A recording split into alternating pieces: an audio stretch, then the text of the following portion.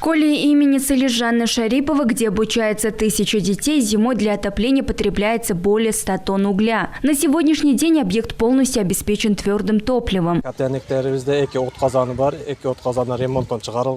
В котельной нашей школы есть 2 кочегарки, которые мы отремонтировали. На отопительный сезон для нашей школы требуется 115 тонн угля. Каждый год местная власть своевременно обеспечивает нас топливом. Сейчас мы полностью получили уголь и готовы к ОЗП.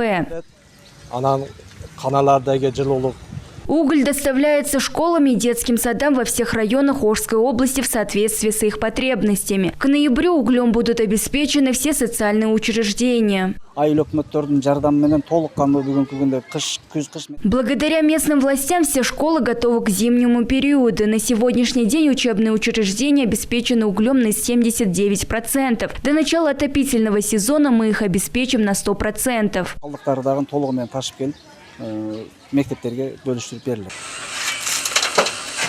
Чтобы избежать дефицита угля и сохранить его цену на стабильном уровне, госпредприятие «Кыргызкөмүр» организовало в Ошской области 8 специальных баз по продаже угля. Подобные пункты откроются в Каракульджинском, Араванском, Алайском, Нокатском и Узгенском районах и начнут работать со следующей недели. Мы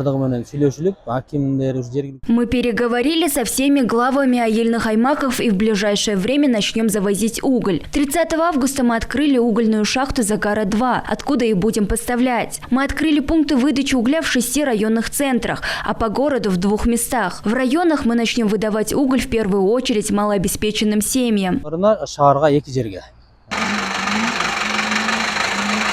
В самом городе Ош открылся 21 пункт по продаже твердого топлива. На данный момент цена угля в южной столице составляет 6,5 сомов за килограмм. В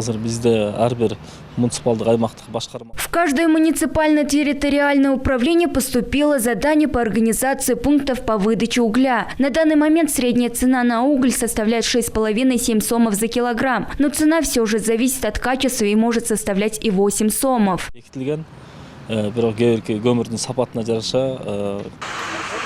Напомним, уголь в город Ош и Ошскую область доставляют из Алайского, Нокатского районов и села Коджокелен. Нагима Бакаева, Уран Надишев, ЛТР, Ошская область.